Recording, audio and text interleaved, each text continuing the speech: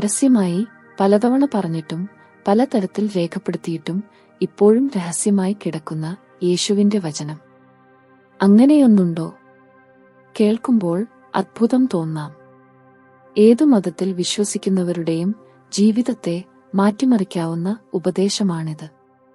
യോഗസൂത്രങ്ങളും ഭഗവത്ഗീതയും ഉപനിഷത്തുകളും മുൻപു തന്നെ പറഞ്ഞിട്ടുള്ള കാര്യം.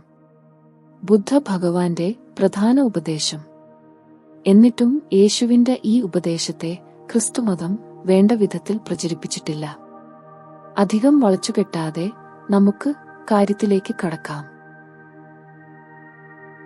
ലോകത്ത് ഏറ്റവും കൂടുതൽ ആളുകൾ വിശ്വസിക്കുന്ന മതം ആണ് ക്രിസ്തുമതം.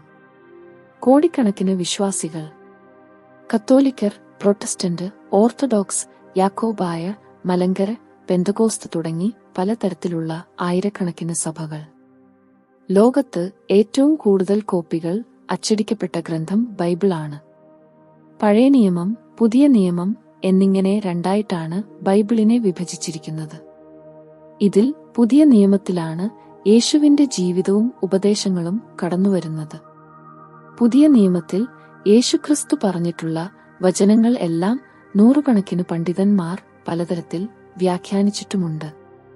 എന്നിട്ടും ഇതുവരെ ആരും ശ്രദ്ധിക്കാതെ കിടന്ന യേശുവിന്റെ പ്രധാന ഉപദേശത്തെക്കുറിച്ചാണ് ഇന്നത്തെ വീഡിയോ.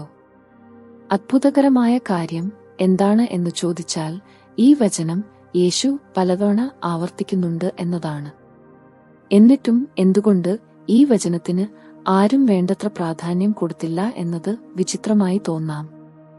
യേശു പഠിപ്പിച്ചിട്ടുള്ള വേദാന്ത സത്യങ്ങളെക്കുറിച്ച് ഈ ചാനലിലൂടെ പറയാൻ പോകുന്ന കാര്യങ്ങളിൽ ആദ്യത്തേതാണിത്.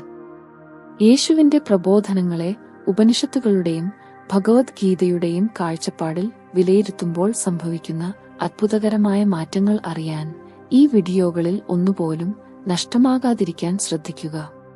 എല്ലാ മതവും ഒരേ ദൈവത്തിലേക്കുള്ള വഴിയെന്ന് നമ്മെ പഠിപ്പിച്ച മഹാഗുരുക്കന്മാരെക്കുറിച്ചുള്ള കഥകളും അവരുടെ ഉപദേശങ്ങളുമാണ് ഈ ചാനലിലൂടെ പങ്കുവയ്ക്കുന്നത്.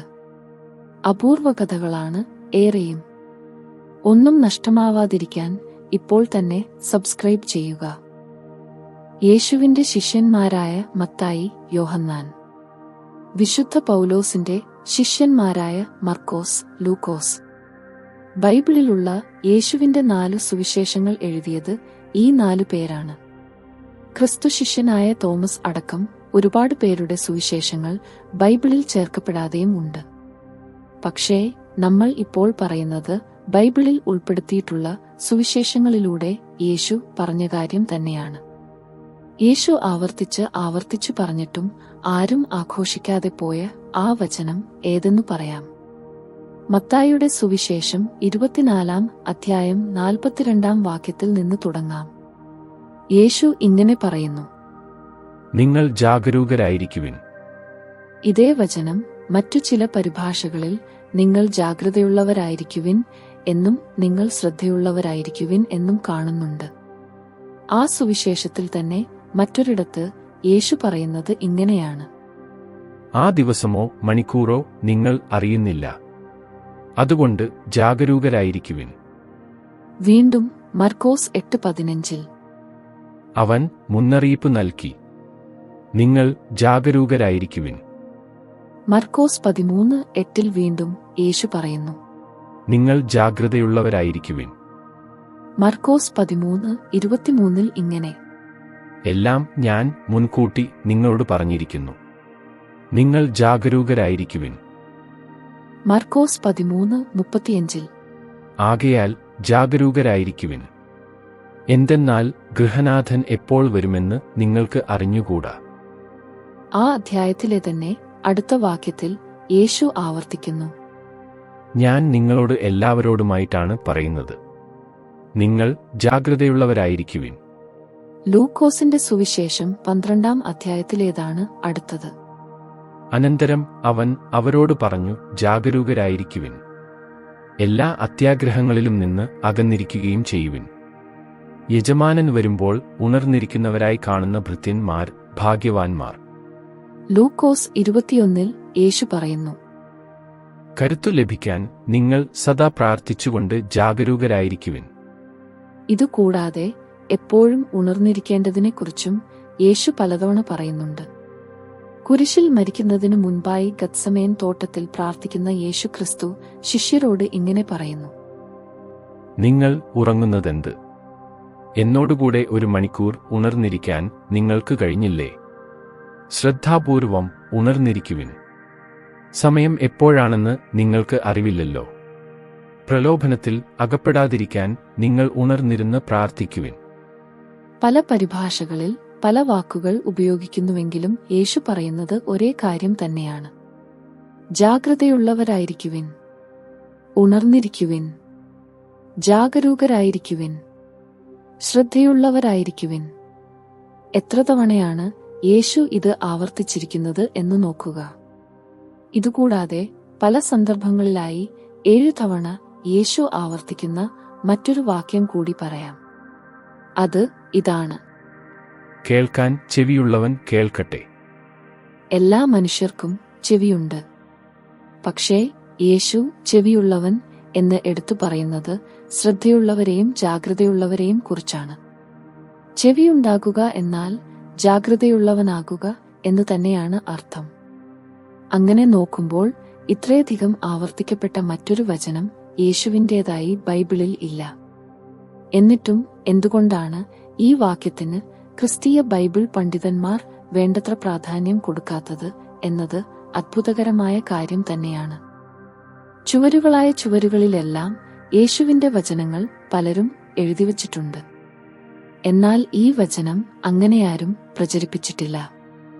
ശ്രദ്ധയുള്ളവനാകുക എന്ന വചനത്തിന് എന്താണിത്ര പ്രത്യേകത എന്ന് പറയാം. എന്താണ് ജാഗരൂകത? ജാഗ്രത എന്നും ശ്രദ്ധ എന്നും യേശു പറയുന്നത് എന്തിനെയാണ്? പതഞ്ജലി മഹർഷിയുടെ യോഗസൂത്രം പറയുന്നത് ചിത്തവൃത്തി നിരോധനമാണ് യോഗം എന്നാണ്. അതായത് യോഗമെന്നാൽ ഒരൊറ്റ വസ്തുവിൽ ശ്രദ്ധ കേന്ദ്രീകരിക്കുക. അപ്പോൾ അത് ധ്യാനം തന്നെയായി മാറും. യോഗസൂത്രത്തിൽ ധാരണ, ധ്യാനം, സമാധി എന്നീ 3 അവസ്ഥകൾ പറയുന്നുണ്ട്. ഇവ 3നും കൂടി സംയമം എന്ന പേരുണ്ട്. അതായത് ആദ്യം ഒരു വസ്തുവിൽ ഏകാഗ്രമാകുക, പിന്നെ ആ ഏകാഗ്രതയിൽ തുടരുക, അങ്ങനെ ആ ബോധത്തിൽ നിലനിൽക്കുക. ഇത് 3ഉം സാധിച്ചാൽ ആ മനസ്സിന് സർവവും തന്റെ സ്വാധീനത്തിലാക്കാൻ സാധിക്കും. മനസ്സിന്റെ നിയന്ത്രണമാണ് എല്ലാറ്റിലും വലുത് എന്നത് മഹാഗുരുക്കന്മാരെല്ലാം നമ്മെ പഠിപ്പിച്ചിട്ടുള്ള കാര്യമാണ്. മനസ്സിനെ ഒരിക്കലും ഒരു നിമിഷം പോലും ശ്രദ്ധിക്കാതെ വിടരുത്. ഏതു മതവിശ്വാസം പിന്തുടരുന്നവരായാലും ഇതാണ് എല്ലാ സാധകർക്കുമുള്ള പൊതുനിയമം എന്ന് സ്വാമി വിവേകാനന്ദൻ പറയുന്നു. മനസ്സാണ് നമ്മുടെ ഏറ്റവും വലിയ ശത്രു, അതുതന്നെ ഏറ്റവും നല്ല മിത്രവും.